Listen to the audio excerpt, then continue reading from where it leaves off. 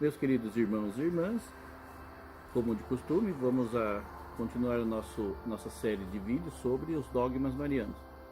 Antes de mais nada, vamos fazer uma oração, hoje sob a produção de Nossa Senhora do Rosário, nesse lugar maravilhoso.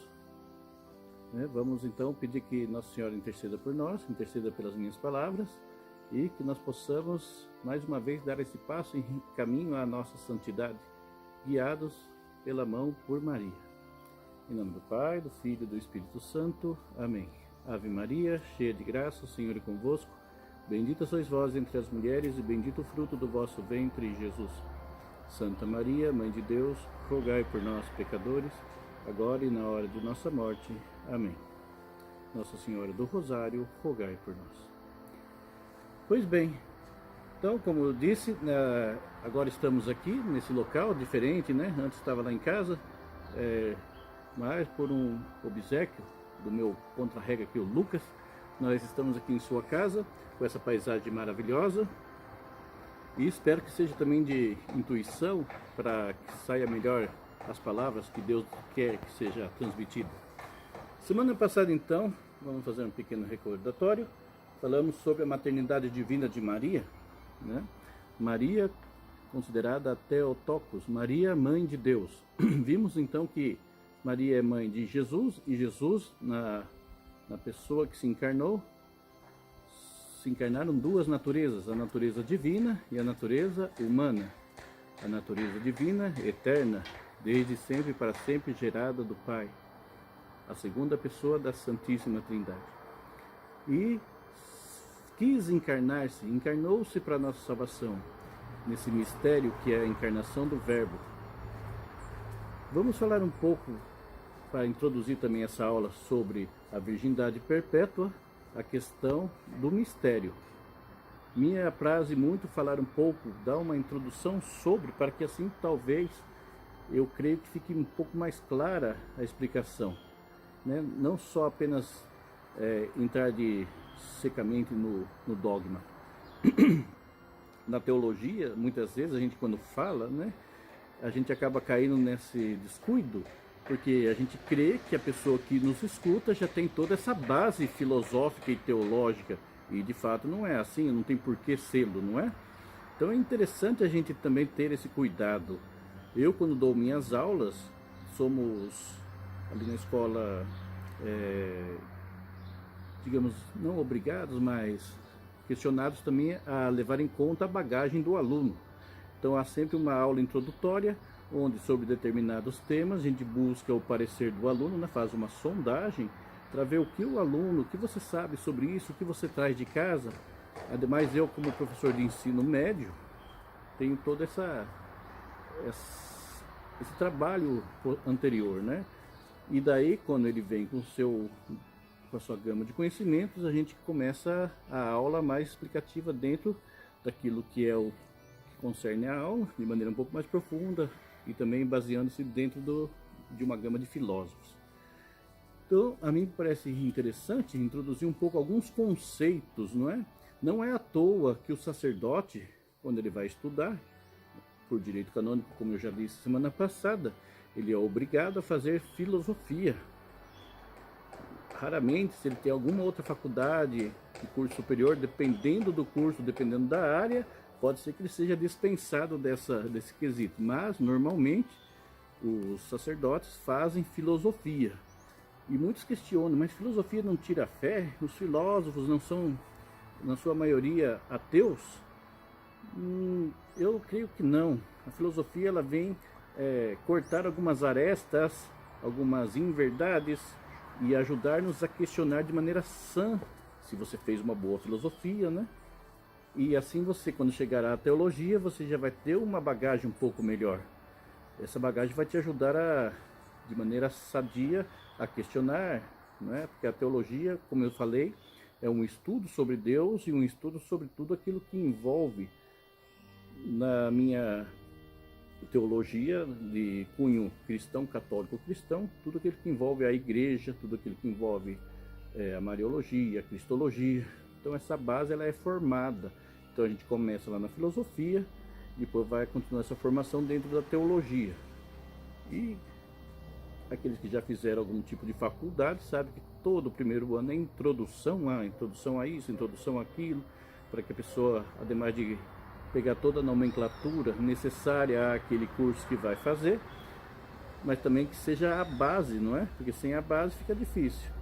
Então, na teologia, eu acho que nós fazemos isso muito bem. Nós temos toda uma base teológica e filosófica para depois irmos entrando em questões mais sérias, digamos, e questões mais abrangentes e questões que exigem um pouco mais de pensamento filosófico. Isso também é salutar no sentido de que o sacerdote ele não está se preparando apenas para falar palavras bonitas, não é? O sacerdote se prepara para de fato fazer aquilo que semana passada tocamos, que é pegar a revelação através do magistério, torná-la audível, compreensível à população, e isso ele tem que fazer de maneira muito séria. Ele não está trabalhando apenas com está trabalhando com pessoas, com almas. Qual é a função da igreja? A salvação das almas, não é? Então ele tem, digamos, convencer aquele público que, através da igreja, através dos sacramentos, principalmente, Cristo quer um encontro pessoal com cada um. Não significa, pois, que apenas a intelectualidade seja necessária a essa convencimento, porque é necessária uma conversão do coração. Entrando então nesses pormenores, hoje eu gostaria de tocar um tema, antes de falar do dogma da virgindade perpétua, que é a questão mistérica. A gente tem por mistério uma coisa que ela não é concebível, não é totalmente clara através de outros meios científicos. E esse mistério, como eu falei semana passada, segundo Santo Agostinho, ele ultrapassa muitas vezes a questão lógica, a questão racional. Nós, através da razão, chegamos até um patamar, e é bom que seja assim. O questionamento ele deve ser levado à sua máxima potência, digamos assim, mas um são questionamento. Um questionamento que te afasta da verdade, que te afasta do que é saudável. Isso não é salutar, isso ademais de ser contra a própria saúde, uma enfermidade, é inclusive um pecado. Não é? Tudo aquilo que, se você tem meios lúcidos para pensamento, tem um pensamento bom, tem um pensamento que pode te levar ao encontro da verdade que é Cristo, e você o usa para mascarar inverdades, para mascarar soberbas, para mascarar medos, então isso você está usando de um dom que recebeu de Deus de maneira inadequada, e isso é mal, não é? Então Santo Agostinho mesmo dizia, repito-vos, a minha inteligência deve levar até o máximo buscando a verdade, mas há uma parte onde a minha fé vem em contribuição ao meu conhecimento, ela vem ser algo mais, ela vem me dar mais formas, ela vem me dar, digamos, mais suporte para a minha vida, porque o ser humano, ele não é apenas dotado de um corpo físico, não é? Qualquer psicólogo hoje, maiormente formado, ele sabe que o ser humano é um ser holístico, ele é corpo, ele é emocional, ele é psíquico, ele tem toda uma estrutura, e uma estrutura fundante do ser humano, fundamental, é a parte espiritual.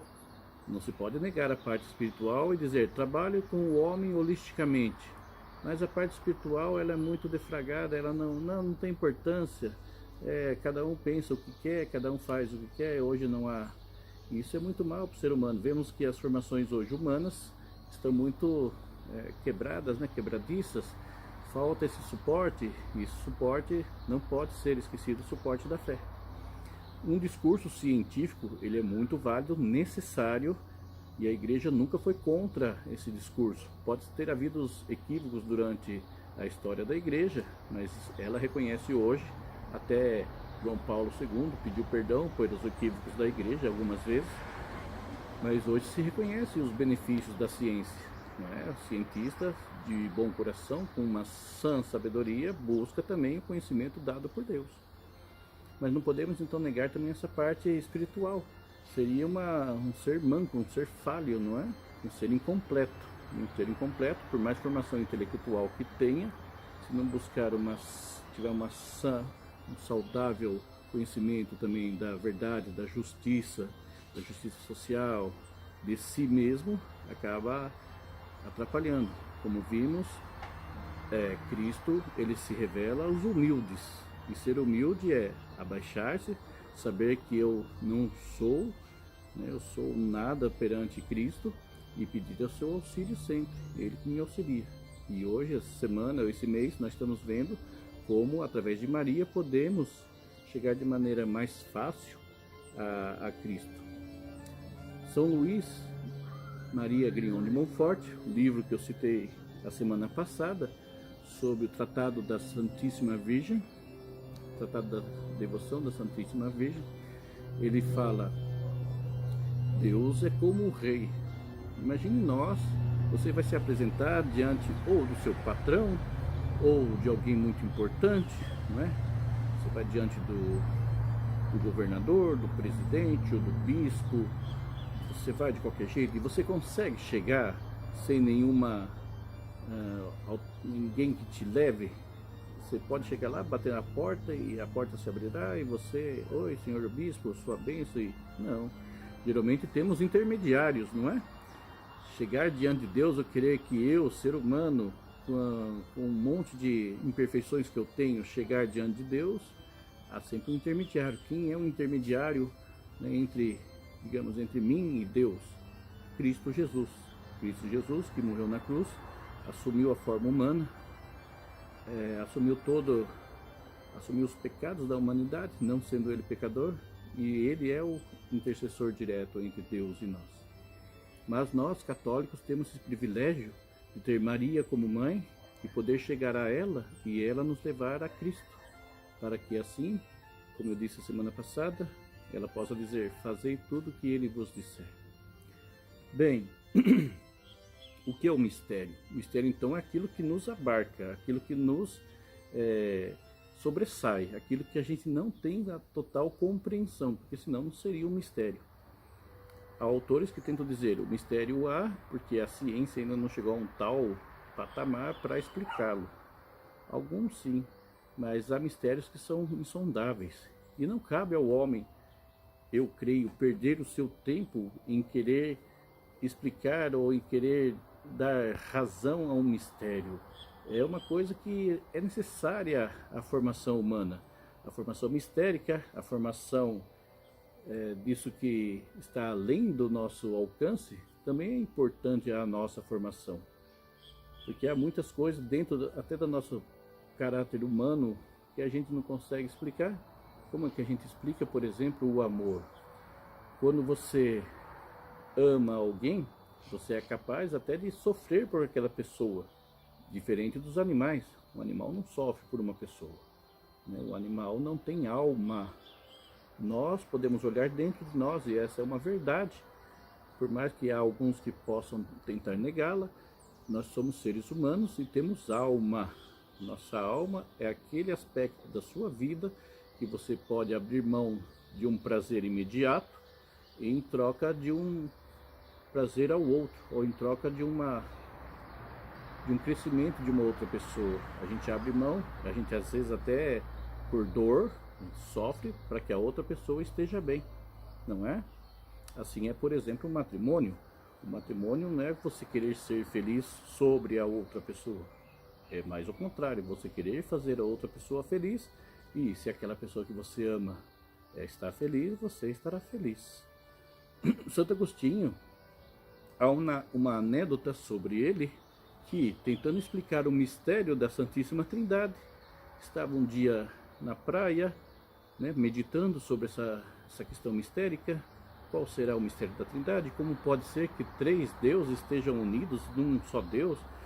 Deus Pai, Deus Filho, Deus Espírito Santo. E tem até um livro chamado De Trinitate, da Trindade, de Santo Agostinho, onde um calhamaço mais ou menos assim, ele busca essa explicação.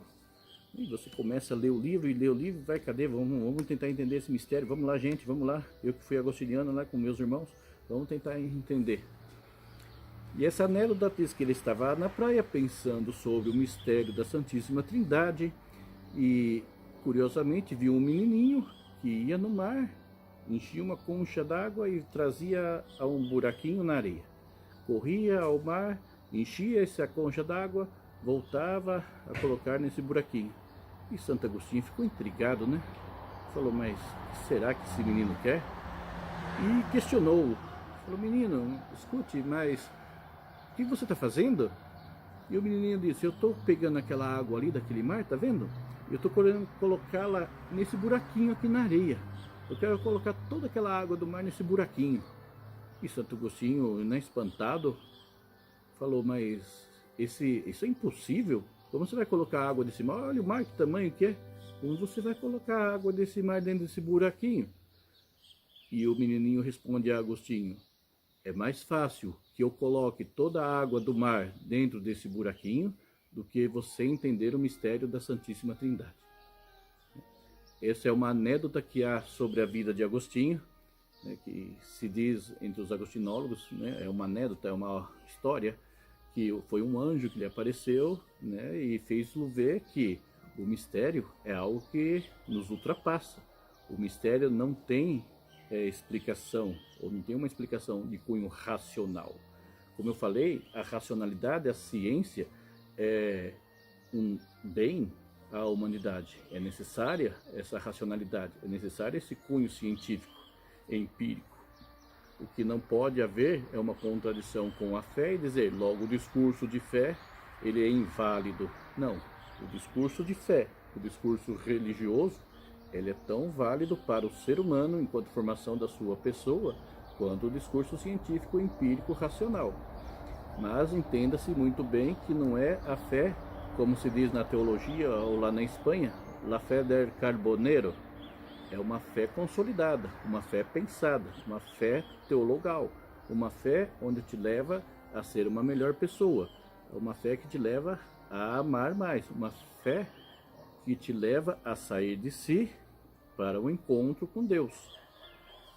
Vimos também semana passada que, como Jesus apareceu na Galileia, fez um monte de milagres. João, no seu evangelho, fala, e há uma série de milagres que aqui ainda não colocamos, porque se fôssemos colocá-los, haveria que escrever muito mais do que esse livro, teríamos que ter muito mais livros para escrever.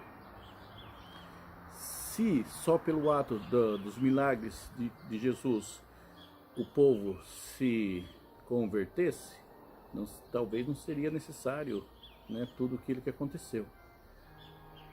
Se converteriam, olhariam a Jesus e diriam, esse realmente é o Filho de Deus. Mas o que nós vimos foi que não. Quando eles começaram a questionar os milagres, não questionavam os milagres em si, mas questionavam a pessoa que fez os milagres, no caso Cristo. Não é esse o filho de Maria? Esse não é o carpinteiro? Esse não é um como nós? Esse não saiu lá de Belém? E poderá sair algo bom de lá? Esse não é o Nazareno? Ou seja, inclusive no final do Evangelho, Pedro, vendo que, bom, Jesus havia morto, Pedro sempre foi aquele que tomava a iniciativa, né, dos atos, falou, bom gente, vamos pescar. Jesus foi morto na cruz. Não há tempo aqui, talvez, para não me estender muito, explicar por que Pedro, onde ele se baseou nisso, qual foi a reação de fato pela morte em cruz de Cristo, tanto falada por Pedro, como dos outros apóstolos, como também de São Paulo. Mas é uma passagem que caberia uma outra aula só sobre isso, muito interessante. Mas Pedro, ele voltou à vida normal. O que vamos fazer? Eu era pescador, antes de seguir a Cristo, eu vou voltar a pescar. Foi preciso que viesse em Pentecostes o Paráclito, o Espírito Santo que lhes foi colocado, né, naquele momento, para que aquela força do ressuscitado adentrasse em seus corações e eles, através da fé, conseguissem assumir o Cristo crucificado como Senhor pleno de suas vidas. E assim a igreja foi propagada. Hoje em dia, nós também temos esse convite, não é? Nós também somos convidados a enxergar a Cristo pela fé. Não apenas o Cristo homem, ou o Jesus homem, o Cristo histórico que se diz em teologia. Ele existiu e hoje, se houver alguém que diga que Jesus não passou por essa terra como ser humano, um homem, é considerado no mínimo ignorante, porque há relatos históricos onde confirma, né, que Jesus de fato foi um homem e passou por aqui, esteve entre nós. Agora, do Jesus histórico intuir ou conceber ou acreditar no Cristo da fé, aí é um passo gigantesco. O passo para crer na ressurreição é um passo de fé. Essa fé, como eu disse semana passada, aqui a repito, é uma fé que não está desencarnada, é uma fé que faz necessária uma intermediação. A intermediação da fé é feita pela igreja, a igreja que nos dá essa vazão. Pois bem, por que toda essa introdução em relação ao mistério? Porque vamos entrar na chamada virgindade perpétua de Maria, não é? E o que é a virgindade perpétua? A virgindade perpétua, a grosso modo, falando de maneira simples, é que Maria foi virgem antes, durante e depois do parto. Essa é a fé da Igreja Católica, não é? Aqui no Concílio de Latrão foi-se falado, no ano 649, sobre a virgindade perpétua, Papa Martinho I. Se alguém não confessa de acordo com os santos padres, propriamente e segundo a verdade, como Mãe de Deus, a Santa, sempre Virgem Imaculada Maria, por haver concebido nos últimos tempos do Espírito Santo e sem concurso viril, gerado incorruptivelmente o mesmo Verbo de Deus, especial e verdadeiramente, permanecendo indestruída ainda depois do parto, sua virgindade, que seja condenado. Ou seja, a Igreja crê que Maria, de fato, é virgem, né? Vamos analisar um pouco essa questão, vendo a questão histórica também.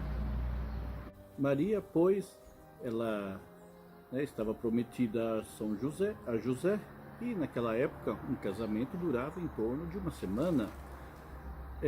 Já sendo prometida, a mulher poderia ter relações com o seu prometido e ela poderia então estar legalmente já grávida, não haveria nenhum escândalo. Quando se ouve aquela parte onde José diz que queria abandonar Maria, né, porque estava grávida, não é, às vezes a gente ouve algumas explicações teológicas e de fato nos assustam, hein? Eu já ouvi explicações onde a pessoa que ali dizia, explicava essa passagem, colocava José como sentindo-se traído por Maria, né? Maria me traiu, logo eu vou abandoná-la, mas vou abandoná-la em segredo, porque assim ela não vai sofrer as penalidades da lei. Isso é um absurdo teológico tremendo. Isso não foi assim, não ocorreu assim. O que levou a José a querer abandonar a Maria foi que ele, de maneira justa, ele é justo, piedoso, né, não se viu partícipe, não se viu totalmente dentro dos planos de Deus, não se viu justo, não se viu apto por ajudar Maria. Ele creu em Maria, não é? Imagine um casamento, quando se há um casamento, ao menos entre mim e minha esposa, não há segredos. A gente não fica com, vou guardar a senha do WhatsApp, eu vou esconder a senha do celular ou essas bobagens. É uma liberdade, tudo é em conjunto, há um diálogo, há uma reciprocidade, há uma confiança. Imagine quem pensa assim que José quis deixar a Maria por uma questão de traição carnal. Isso é no mínimo um absurdo, é uma ignorância, não é?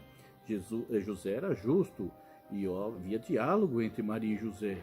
Quando se pensa assim, parece que não havia diálogo, é uma coisa meio escondida. Era um casamento, eram casados, então havia diálogo. O que levou a José a querer abandonar a Maria é que ele não se sentia de fato apto, né? Maria teve um anúncio do anjo para que ela concebesse a Cristo, né? E ela contou a José, e José sentiu-se pequeno, falou, eu vou atrapalhar o plano de Deus, não sou digno Então vou deixar que o Espírito haja, porque quem sou eu, né? José, pequeno José. Então deve que intervir Deus através de um sonho. O anjo lhe aparece e diz: José, cumpra o seu papel, cuide dessa mulher, cuide do menino. É a você que Deus escolheu. Não é à toa, né? Você olha lá uma imagem de São José e José está com um lírio. Ah, é um enfeitezinho que a igreja pôs ali, José com lírio. Não, ali José, o lírio representa a castidade de José. São José e Maria então foram castos, né? O anjo que nasceu foi obra do Espírito Santo, como vimos semana passada. A virgindade então perpétua de Maria se mantém. Outros santos da igreja são totalmente conciliares com essa ideia, não é?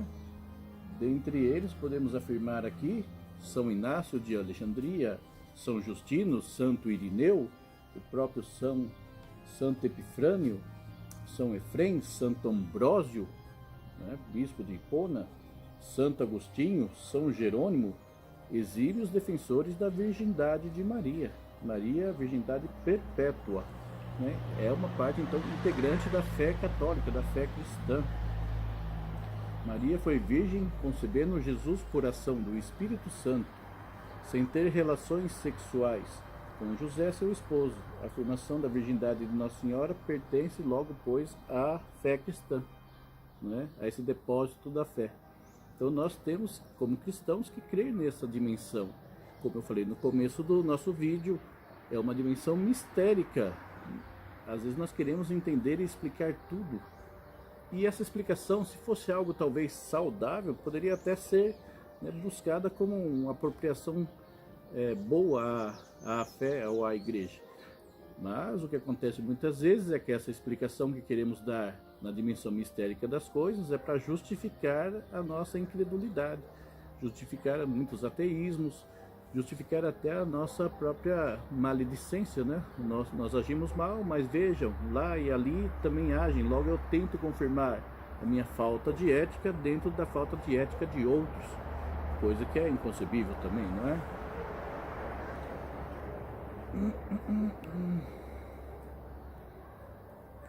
Na bula do Papa Cum Corundam Hominum, de 7 de agosto de 55, o próprio Papa Paulo IV afirma de maneira categórica que Maria é sempre virgem, virgem antes, durante e depois do parto.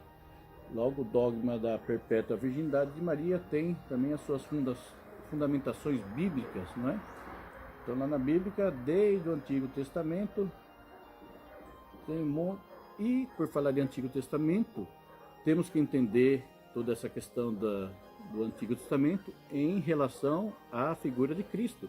Tudo que está lá no Antigo Testamento está em relação ao cumprimento da lei, ao cumprimento de toda a sua esperança em Cristo. É em Cristo que se perpetua ou se cumpre toda a lei, todo o Antigo Testamento. Então, o cumprimento do Antigo Testamento se dá de maneira total e na figura de Cristo. E lá também já é citada a figura de Maria. Isaías, né, cita: por isso o Senhor nos mesmo dará a vocês um sinal. A virgem ficará grávida, dará à luz um filho e o chamará Emanuel. Outra passagem: foi assim o nascimento de Cristo. Maria, sua mãe, estava prometida em casamento a José. Como eu falei, como uma pessoa que já era prometida, né, já estava à beira do casamento, já estavam casados. Mas antes que se unissem, achou-se grávida pelo Espírito Santo. Né? José, seu marido, um homem justo, não querendo expô-la à desonra, pretendia anular o casamento secretamente. Mas depois um anjo lhe apareceu e disse: José, filho de Davi, não tema receber Maria como sua esposa, pois o que nela foi gerado procede do Espírito Santo. E assim várias passagens vêm a salientar dentro da própria Sagrada Escritura o nascimento de Cristo por uma virgem. Pensemos assim, imaginemos, diz o próprio São Luís Maria Grignon de Montfort em sua obra, você pega lá um vaso de alguma coisa, um copo, um recipiente, e você quer pôr no recipiente um pouco d'água para beber, ou um vinho, mas você vê que aquele recipiente tem uma mancha, tem uma sujeira, você o beberia? Você colocaria?